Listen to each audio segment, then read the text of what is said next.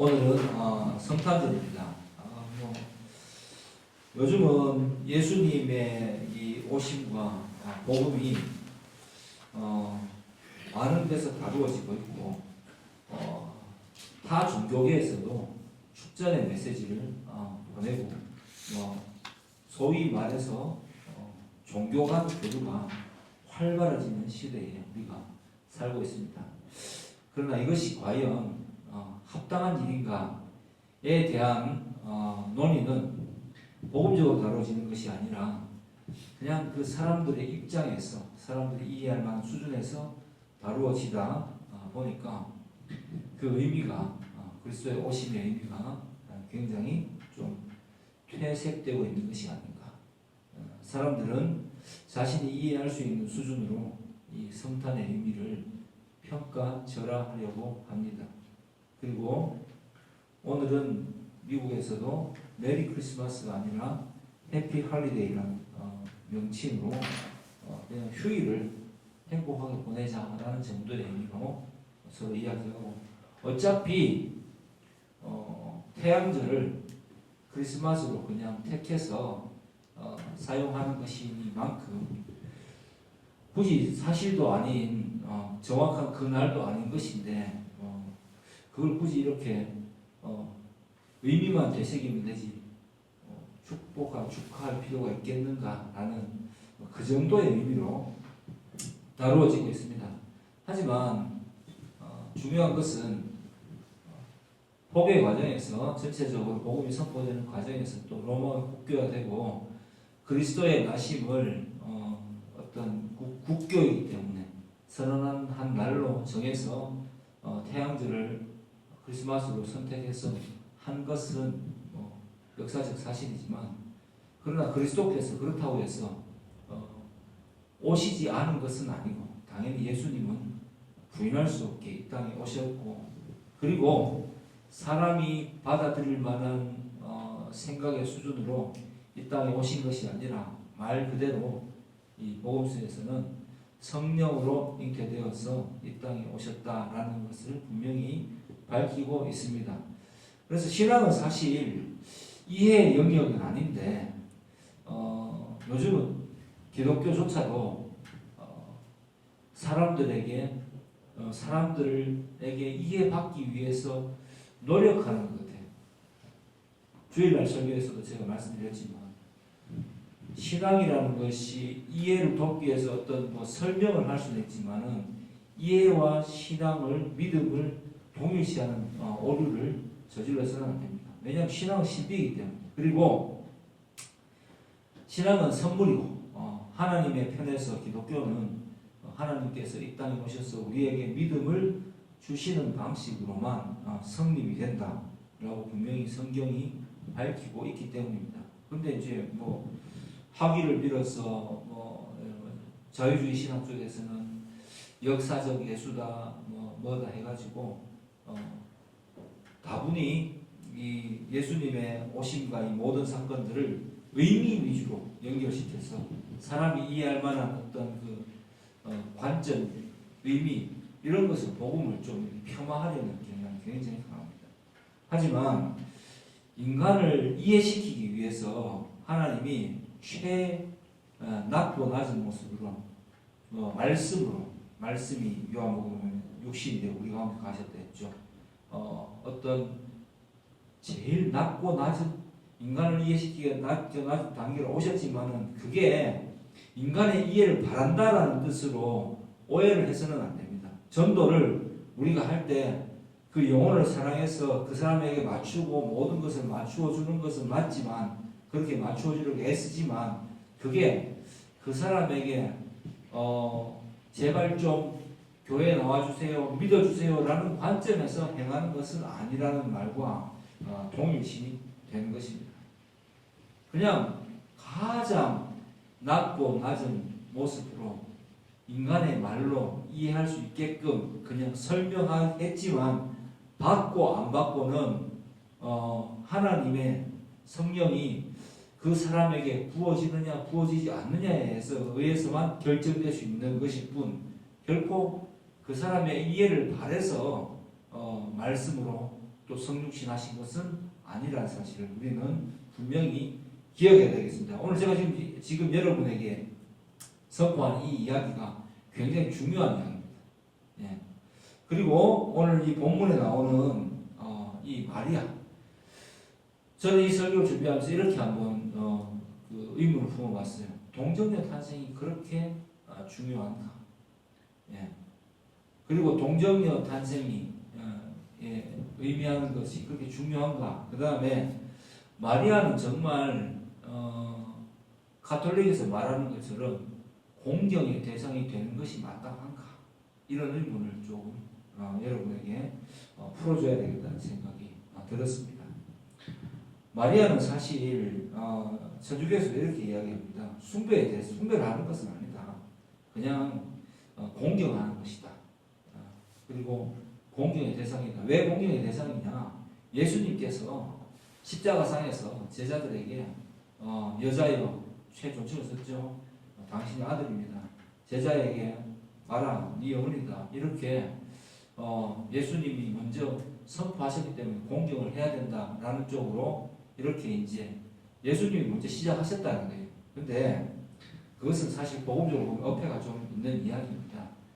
예수님이 육신을 입고 이 땅에 오셨기 때문에, 그리고 육신의 그 통로로 이 육신의 어머니죠. 통로로 마리아를 사용하셨기 때문에, 하나님께 사용하셨기 때문에 믿음의 본, 순종의 본, 어떤 믿음의 선배들처럼 그러한 본을 보여주는 좋은 예로는 합당하지만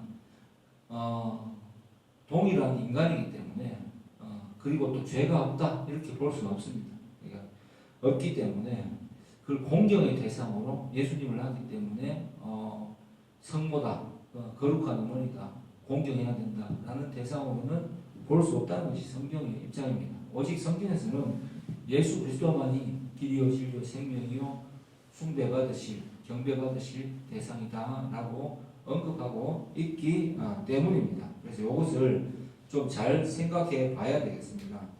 뭐 이렇게 말하면 이렇게 빠져나가고 저렇게 말하면 저렇게 빠져나가지만 결국 그렇게 하는 목적이 무엇인가 했을 때 모든 사람의 이해를 돕기 위해서, 모든 사람이 받아들여지기 위해서 포교가 목적이기 때문에 그런 제스처가 취해지지 않았나 이렇게 생각을 하는 것이 옳습니다.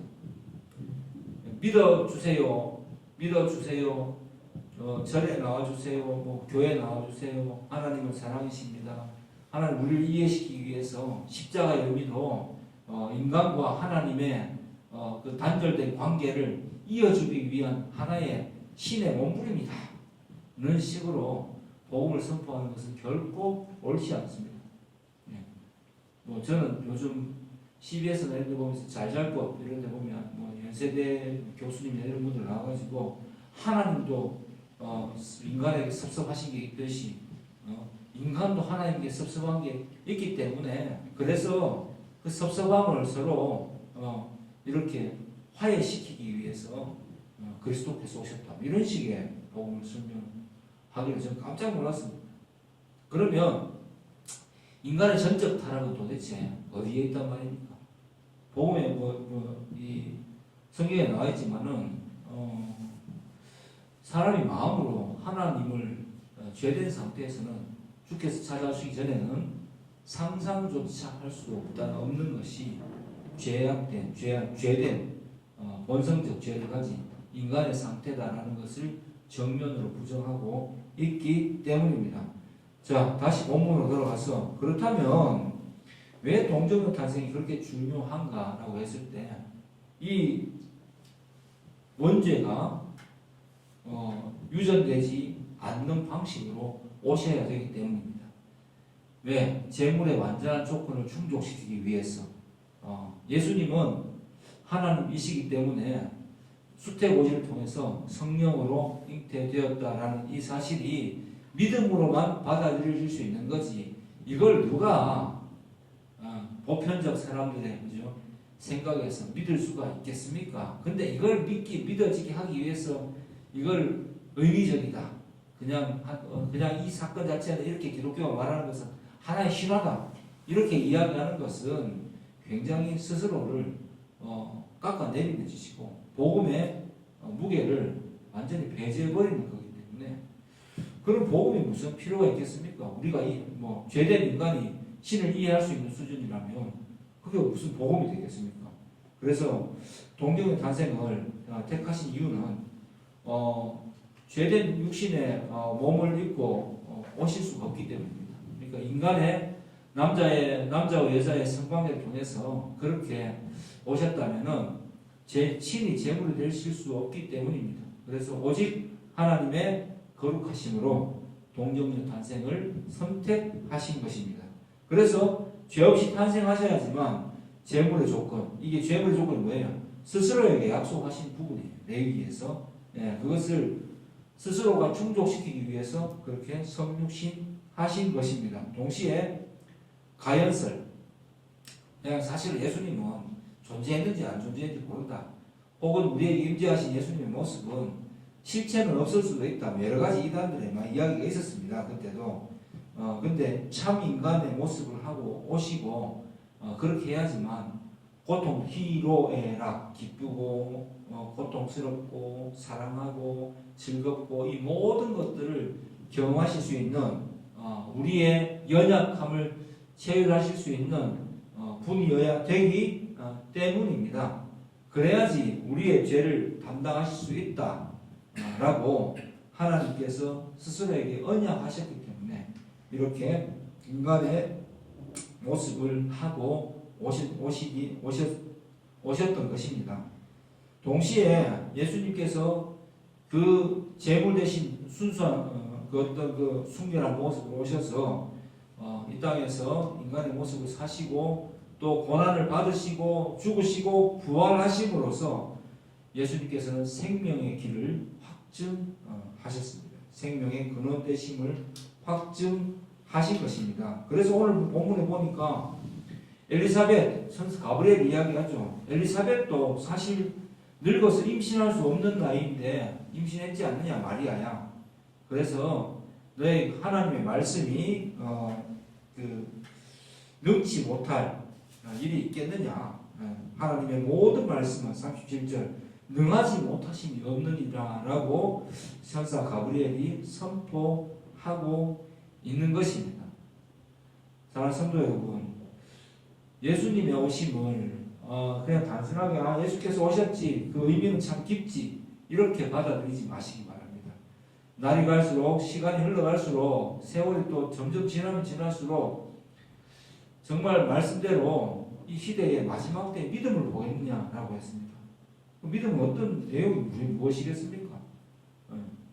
우리가 전적으로 죽을 수밖에 없었던 죄인이고 하나님으로부터 영원히 단절될 수밖에 없었는데 우리가 이해할 수 있는 제일 낮고 낮은 모습으로 육신을 입으시고 이 땅에 오셔서 우리의 죄를 대신 짊어지시기 위해서 십자가를 지시고 또 우리를 살리시기 위해서 부활하신 예수 그리스도의 그 십자가의 고난과 부활의 참 의미를 자칫 잘못하면 그냥 내 이해의 수준으로 낮춰버릴 수 있고 그럼에도 불구하고 어떤 그 방송에 이야기했던 것처럼 나는 요즘 그 김학철 교수님 보면은 굉장히 내가 홀리해지는 기분이야.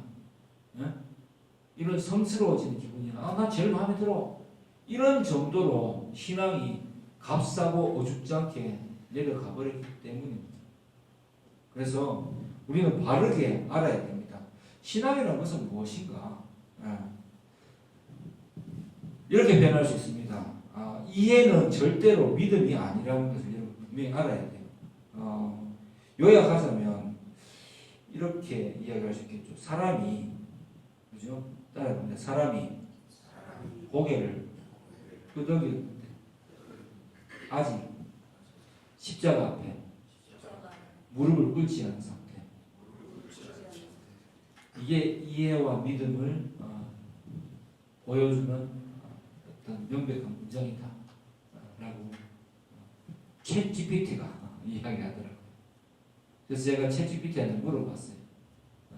너는 예수를 믿니? 이렇게 하니까 저는 예수를 믿고 안 믿고 할 수 있는 존재가 아닙니다. 저는 개혁주의적 입장 혹은 그 칼빈, 어거스틴, 박은선 박사 이런 어떤 개혁주의적 입장에서 어떤 태도를 취해왔는지를 종합해서 알려드릴 뿐입니다. 이렇게 이야기하더라고요. 그래서 근데 걔가 나를 평가하기를 당신은 정말 그 개혁주의적 입장에서 이 질문을 하셨다면 굉장히 고민을 하고 바른 길을 찾아가고 있으면 틀림없군요. 이렇게 이야기하는데 참 한편으로는 우습기도 하고 한편으로는 정말 방대한 지식이 데이터가 여기 축적되어 있고 그걸 도출해내는 능력이 벌써 AI가 이 정도까지 이르렀는가 이런 생각이 들었어요. 근데 정말 이 한 예화가 되게 참 잘 생각이 되더라고요. 이해와 믿음의 관계를 보여주는 가장 좋은 길이 아닌가. 우리가 이해하면 우리가 믿는다고 착각합니다. 하지만 그거는 이해일 뿐입니다. 사람이 어떤 이야기를 듣고 오늘 제가 설교하는 걸 듣고 여러분들이 고개를 끄덕일 수 있어요. 그렇구나. 그렇지. 그렇게 해야 되는 거지. 그렇게 받아들이는 게 맞지. 라고 생각하고 십자가 앞에 나아가서 무릎을 꿇지 않는다면 그것은 믿음이 아닙니다. 네. 믿음은 필연적 순종을 동반하기 때문입니다. 회개를 동반하고 그리고 나의 무너짐을 경험하게 할 수밖에 없기 때문입니다. 그래서 이런 것과 똑같죠. 우리 김씨 양상을 이번에 공연을 되게 멋지게 했는데 그 공연을 보고 저렇게 부는 거구나 라고 이제 생각을 했단 말입니다. 음악은 저래야지 라고 이야기하고 즐겼어요. 그럼 그 사람이 음악을 그냥 즐긴 거지 그 음악을 할 수 있는 것은 아니잖아요. 만약 음악을 할 수 있는 길로 들어가려고 하면 거기에 그날도 월요일날 수많은 연주자들이 클래식을 전공하는 친구들도 많이 앉아 있었지만 저렇게 하는구나 라고 저렇게 이 모양은 저렇게 하고 저런 호흡으로 뱉어야 되는구나 라고 이해했다고 해서 연습을 하지 않는다면 그건 제대로 받아들인 게 아니잖아요. 그죠? 나도 저렇게 하고 싶어 라고 했다면 분명히 그런 연습의 과정을 겪고 그 음악을 연주하는 어떤 실전적인 체험이 분명히 있어야 되는 거 아니겠습니까? 그것과 똑같이 우리가 믿음, 말씀을 선포하고 성경을 읽고 다양한 견해를 들으면서 그냥 고개를 끄덕끄덕 한다면 그냥 그 청중과 크게 다르지 않은 거예요. 그 믿고 있다고 착각하는 경우일 뿐입니다. 오히려 이 수태고지를 듣고 하나님 말씀 능하지 못함이 없다는 것을 알게 되고 예수님께서 그래서 육신을 입고 오신 거구나. 성탄의 의미는 그런 거구나 하면서 내가 이것을 믿는 자로서 어떻게 이 성탄의 기쁨을 정말 주님 앞에 고백해야 될 것인지 또 믿지 않는 많은 사람들이 혹은 믿는 척하는 사람들에게 어떻게 이 사실 예수 그리스도의 오심을 내가 이야기할 수 있는지 그리고 나의 체험을 정말 이렇게 고백할 수 있는지를 돌아보는 시간이 기독교인들에게는 가장 오늘을 살아가는 기독교인에게는 필요하지 않겠는가 이렇게 여러분에게 선포합니다. 여러분 복음을 바르게 합니다. 이 시대가 굉장히 헷갈리는 시대라고 생각합니다. 그래서 제가 성탄절 설교할 때마다 여러 가지 예를 들어서 그죠? 좀 이렇게 좀 날카롭게 설교를 하는 편인데 정말 깊이 있게 들여다봐야 됩니다. 믿음이 이해의 수준으로 격화되지 않도록 그리고 성육신했다 동정녀 탄생했다는 것을 믿어달라고 애원할 필요는 없어요. 이건 그냥 믿어지는 거니까요. 성령이 우리에게 오시면 이 천사 가브리엘의 이야기처럼 믿어지는 거니까요. 그런데 엘리사벳의 수태에서도 그렇잖아요. 믿고 싶지 않을 때는 어떻게 하면 됩니까? 이의를 제기할 수 있는 거예요. 나이가 들어도 감옥 해경되더라도 생명이 잉태될 확률이 있을 수도 있는 거 아닌가라고 말을 한다면 또 그렇게 또 맞춰 나가면 됩니다. 예? 그리고 남자 없이 아이를 배웠다는 게 말도 안 되죠라는 그 말 앞에서 그냥 얼버무리면서 얼버무리면서 그냥 그것보다 더 중요한 것은 이 예수라는 사람이 청년 예수가 역사적 사실로서 이 거부할 수 없도록 이 땅에 오셨다는 사건이 더 중요한 게 아니겠어요? 이렇게 말을 한다면은 마치 맞는 말 같지만 이것은 완전히 동정의 탄생의 그 하나님의 신비로운 능치 못할 일이 없는 전능하신 하나님, 그죠? 광대하신 하나님을 내 스스로가 부인해버리는 결과를 가져오기 때문에 그건 신앙이 아니에요. 신앙은 선물이거든요. 하나님께서 이 말씀을 믿어지게 해주시는 거예요. 그리고 우리가 삶을 살아가면서 매일 그리스도를 체험하는 나의 일상을 통해서 체험하는 그리스도를 그냥 한낱 의미 부여 정도의 존재로 격화시켜버리는 그런 주님이 아니죠. 그런 결과를 낳게 되기 때문입니다.